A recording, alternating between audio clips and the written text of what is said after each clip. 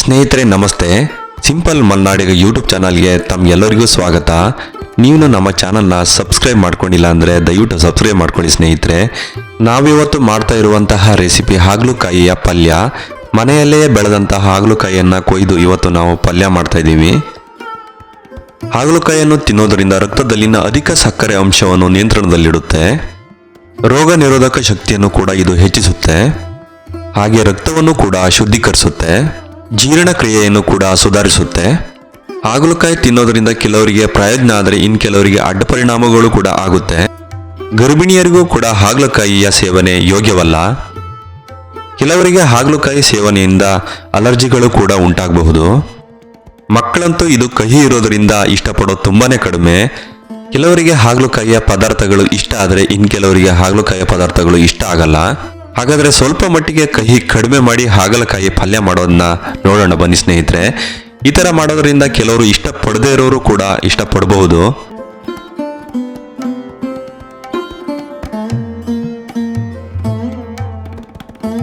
ನಾವು ಹಾಗಲಕಾಯಿ ಪಲ್ಯ ಮಾಡೋದಕ್ಕೆ ಒಟ್ಟು 8 ಹಾಗಲಕಾಯಿಯನ್ನ ತಗೊಂಡಿದ್ದೀವಿ, ಚಿಕ್ಕ ಗಾತ್ರದ್ದು.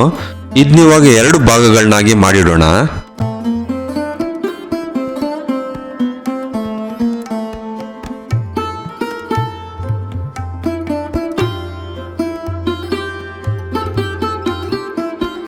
ಎಲ್ಲ ಹಾಗಲಕಾಯನ್ನು 2 ಭಾಗ ಮಾಡಿದ ನಂತರ ಇಲ್ಲಿ ತೋರಿಸ್ತಾ ಇರೋ ಹಾಗೆ ಬೀಜಗಳನ್ನು ಮತ್ತು ತಿರುಳುಗಳನ್ನ ಈ ರೀತಿ ತೆಕ್ಕೋಬೇಕು.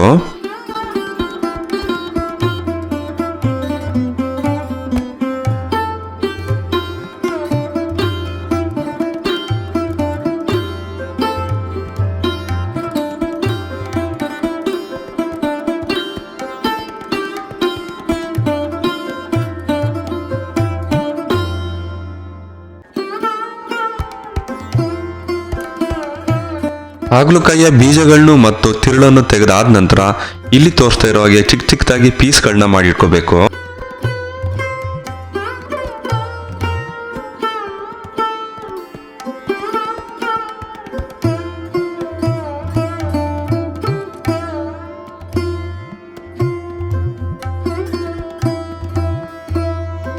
ಹಾಗಲಕಾಯಿಯನ್ನ ಚಿಕ್ಕದಾಗಿ ಈಗ ಹೆಚ್ಚಾಗಿದೆ.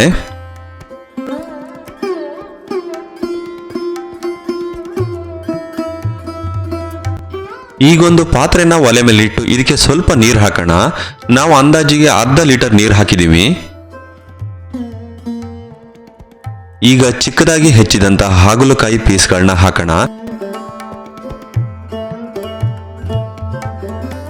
ಇದಕ್ಕೆ 1/4 ಚಮಚ ಅರಿಶಿನ, 1 ಚಮಚ ಉಪ್ಪು ಹಾಕಿ ಸ್ವಲ್ಪ ತಿರ್ಸೋಣ.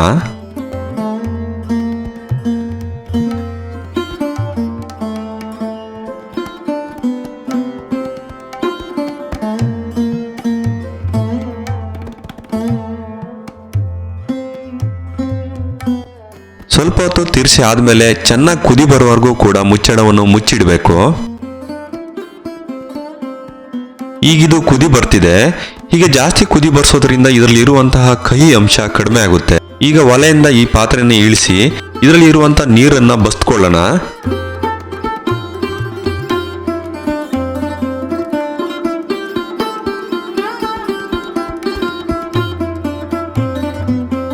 ನೋಡಿ, ಇಲ್ಲಿ ತೋರಿಸ್ತಾ ಇರೋ ಹಾಗೆ ನೀರನ್ನ ಪೂರ್ತಿಯಾಗಿ ಬೇರ್ಪಡಿಸ್ಬೇಕು.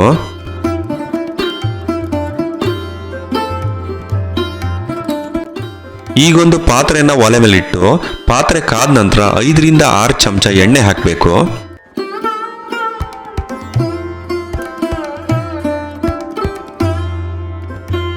ಎಣ್ಣೆ ಸ್ವಲ್ಪ ಕಾದ್ಮೇಲೆ 1 ಚಮಚ ಸಾಸಿವೆ, 10 ರಿಂದ 12 ಜಜ್ಜಿದ ಬೆಳ್ಳುಳ್ಳಿ ಹೆಸಲು, ಹಾಗೆ 2 ಒಣಮೆಣಸನ್ನ ಮುರಿದು ಹಾಕಬೇಕು.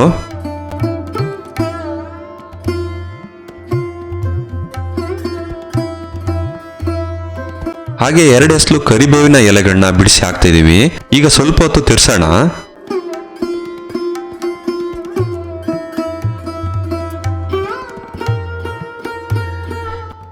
ಈಗ ದೊಡ್ಡ ಗಾತ್ರದ 1 ಈರುಳ್ಳಿನ ಚಿಕ್ಕದಾಗಿ ಹೆಚ್ಚಿ ಹಾಕಿ ಸ್ವಲ್ಪ ತಿರುಗಿಸೋಣ.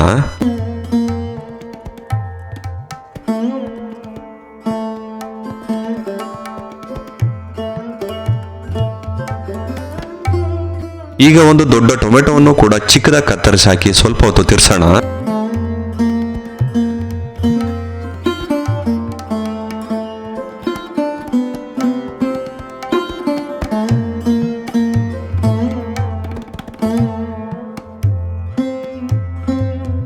ನಂತರ ಮೊದಲೇ ಬೇಯಿಸಿ ನೀರು ಬಸಿದಿಟ್ಟ ಹಾಗಲಕಾಯಿ ಪೀಸ್ಗಳನ್ನ ಹಾಕೋಣ. ಈಗ ಸ್ವಲ್ಪ ಹೊತ್ತು ಚೆನ್ನಾಗಿ ತಿರ್ಸೋಣ.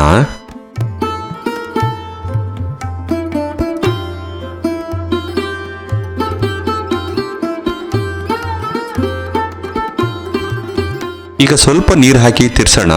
ಲೋಟದಲ್ಲಾದರೆ ಚಿಕ್ಕ ಲೋಟದಲ್ಲಿ 1 ಲೋಟ ನೀರು ಹಾಕಿದ್ರೆ ಸಾಕು. ಈಗ 2 ಚಮಚ ಖಾರದ ಪುಡಿ,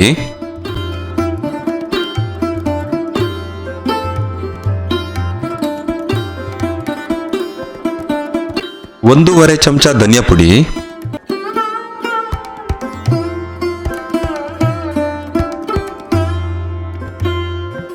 ಅರ್ಧ ಚಮಚ ಕಾಳು ಮೆಣಸಿನ ಪುಡಿ,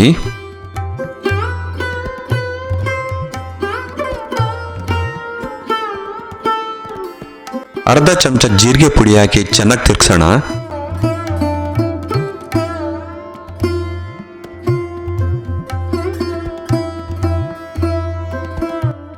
ಇವಾಗ ಇದಕ್ಕೆ 1 ಬೌಲ್ ಕಾಯಿ ತುರಿ ಹಾಗೆ ಒಂದು ದೊಡ್ಡ ಗಾತ್ರದ ಬೆಲ್ಲದ ಉಂಡೆನ ಜಜ್ಜಿ ಹಾಕ್ತಾ ಇದೀವಿ. ನೀವು ಬೇಕಾದ್ರೆ ಇನ್ನೂ ಸ್ವಲ್ಪ ಬೆಲ್ಲನ ಹಾಕೋಬಹುದು. ಈಗ ಸ್ವಲ್ಪ ಹೊತ್ತು ತಿರ್ಗಿಸೋಣ. ಹಾಗಲಕಾಯಿ ಬೇಯಿಸುವಾಗ ಕೂಡ 1 ಚಮಚ ಉಪ್ಪು ಹಾಕಿದ್ವಿ. ಇವಾಗ ಕೂಡ 1 ಚಮಚ ಉಪ್ಪು ಹಾಕೊಳ್ಳೋಣ. ಈಗ ಚೆನ್ನಾಗಿ ತಿರ್ಗಿಸೋಣ. ಇವಾಗ ಚೆನ್ನಾಗಿ ತಿರ್ಗಿಸಿ ಮುಚ್ಚಳವನ್ನು ಮುಚ್ಚಿಡೋಣ. ಸಣ್ಣ ಉರಿನಲ್ಲಿ ಪೂರ್ತಿಯಾಗಿ ಬೇಯಿಸ್ಕೋಬೇಕು.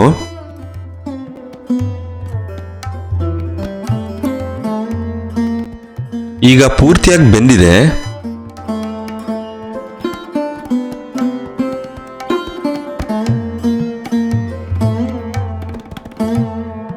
ನೋಡಿ ಸ್ನೇಹಿತರೆ, ಕಡಿಮೆ ಕಹಿಯ ತುಂಬಾ ರುಚಿಯಾದ ಹಾಗಲಕಾಯಿಯ ಪಲ್ಯ ಸಖತ್ತಾಗಿ ಸಿದ್ಧವಾಗಿದೆ. ಇದು ಬಿಸಿ ಬಿಸಿ ಅನ್ನ ಜೊತೆ ಹಾಗೆ ಕಡಿಮೆ ಕಹಿ ಇರೋದರಿಂದ ರೊಟ್ಟಿ ಅಥವಾ ಚಪಾತಿ ಜೊತೆನೂ ತಿನ್ನೋದಕ್ಕೆ ತುಂಬಾ ಚೆನ್ನಾಗಿರುತ್ತೆ. ಹಾಗಾದರೆ ನಿಮಗೆ ಈ ರೆಸಿಪಿ ಇಷ್ಟ ಆಗಿದ್ರೆ ನೀವು ಕೂಡ ಮಾಡಿ. ಹಾಗೆ ನಮ್ಮ ಚಾನಲ್ನ ಸಬ್ಸ್ಕ್ರೈಬ್ ಮಾಡೋದನ್ನ ಮರಿಬೇಡಿ ಸ್ನೇಹಿತರೆ. ಧನ್ಯವಾದಗಳು.